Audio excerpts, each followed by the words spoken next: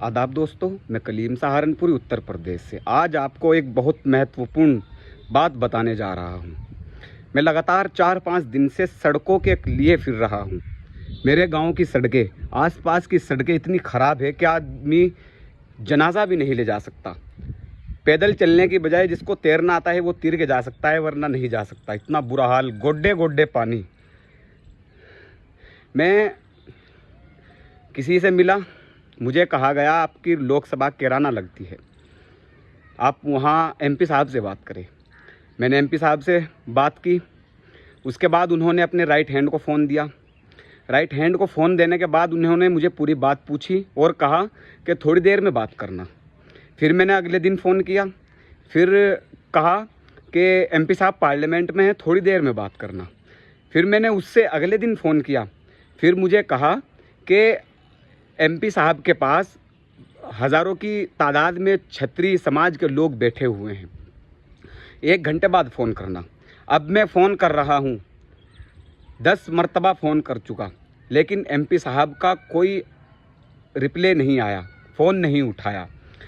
मैं एमपी साहब इकरा हसन की बात कर रहा हूँ, कैराना लोकसभा से जो मौजूदा एमपी है, जिनको लोगों ने भरपूर वोट देकर जिताया है, मैं उनकी बात कर रहा हूँ। जलालाबाद में बॉब लिंचिंग हुई, दिल्ली से लोग पीड़ित के परिवार से मिलने आते हैं, मुंबई से लोग पीड़ित परिवार से मिलने आते हैं, लेकिन जड़ में एमपी साहब जलालाबाद नहीं पहुंची। मैं एक सामाजिक कार्यकर्ता हूं।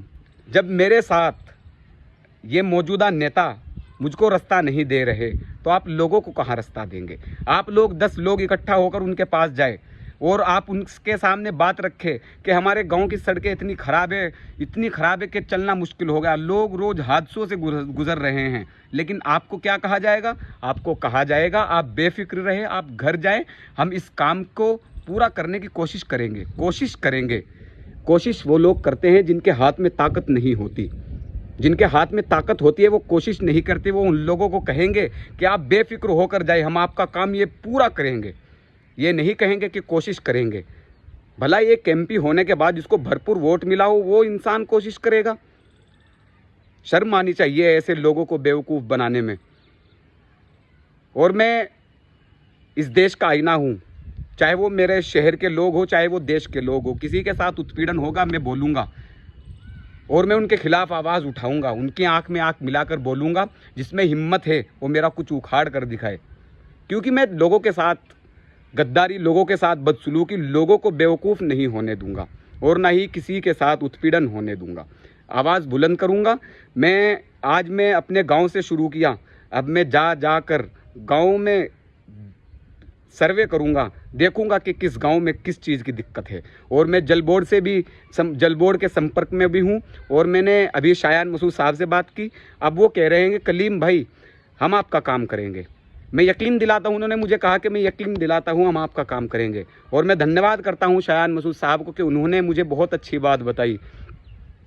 और एक चीज़ और, वो फ़ोन नहीं उठा रहे, इसमें क्या दिक्कत है? किसी का क्या जा रहा है? फ़ोन नहीं उठाएंगे क्या हमारा काम नहीं होगा? और मैं उन लोगों को भी कहना चाहता हूँ जो लोग इस चीज़ से बचने के, पीछा छुड़ाने के लिए फिर रहे हैं, मैं ये काम करा कर रहूँगा। मुझे इस काम को कराने से कोई नहीं रोक सकता। अगर मुझे प्रशासन के भी पास जाना पड़े, मुझे जल निगम के भी पास जाना पड़े, मुझे किसी एमपी एमएलए, मुझे लखनऊ भी जाना पड़े, तो मैं उनसे बात करूँगा। और जहाँ तक हो सके मैं अपने लोगों की आवाज़ को और अपने लोगों की मुश्किलों को, अपने लोगों की उम्मीदों को तोड़ने नहीं दूँगा। तो दिए इजाज़त, मैं कलीम सहारनपुरी उत्तर प्रदेश से। हिंदुस्तान जिंदाबाद।